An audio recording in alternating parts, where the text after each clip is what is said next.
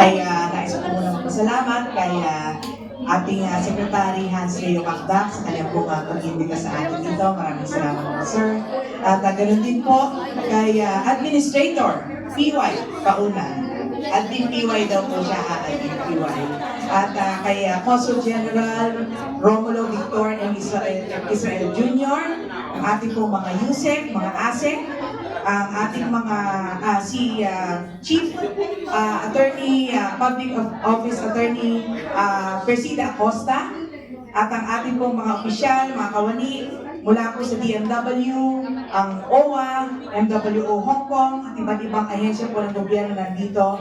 Magandang umaga po sa inyong lahat at maraming salamat po sa inyong walang sawang pagtatrabaho para po maiparating, maihatid po ang mga serbisyo ng ating gobyerno ngayong araw na ito. Palakpakan naman po natin sila. At syempre po, pinabati ko rin po ang aking kasama po sa Kongreso, ang ating pong Congressman at Chairman po ng Committee on Overseas Workers Affairs, Congressman Brian Revilla. At sa inyo pong lahat, maraming salamat po sa inyo pong pagdalo, pagpunta rito at pagtanggap po sa amin.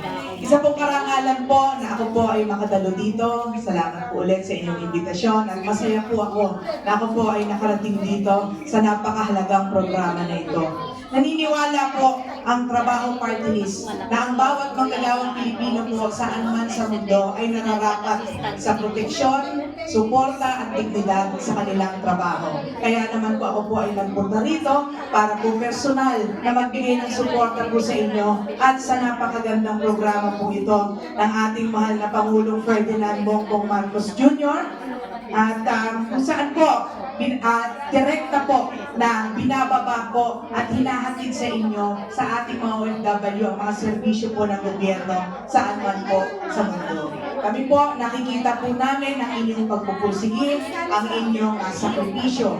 Ang inyong pong pagtatrabaho dito ay sumusuporta hindi lamang po sa mga pamilya ninyo, kundi po sa ating bansa. No? Kaya nga po, gaya po lang nasabi po ng ating mga nagsalita na po kanina, kayo po ay tunay na haligi po ng ating ekonomiya at kayo po ang mukha ng katapangan at katatagan ng Pilipino po sa buong mundo. Kaya na po maraming salamat po sa hindi matatawarang serbisyo po ninyo sa ating bayan. Palakpakan naman po natin ang ating mga OFW.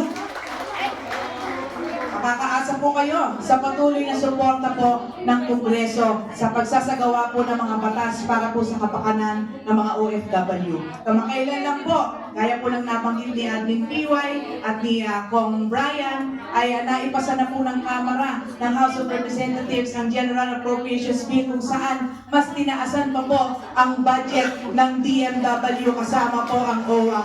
Ito pong pagtaas ng budget na ito ay isang konkretong patunay ng malasakit at pagpaninindigan at pagtugon po sa mga pangangailangan ng mga OFW. Kaya kami po ay hinihikayat po namin, sana po ay samantalin po ninyo ang lahat ng mga serbisyong nandito dahil lahat po ito ay para sa inyo. At sana po ay matugunan po ang inyong mga pangangailangan ng karaman na ito ngayong araw na ito. Maraming salamat po at magandang umaga po ulit sa inyong lahat. Thank you po.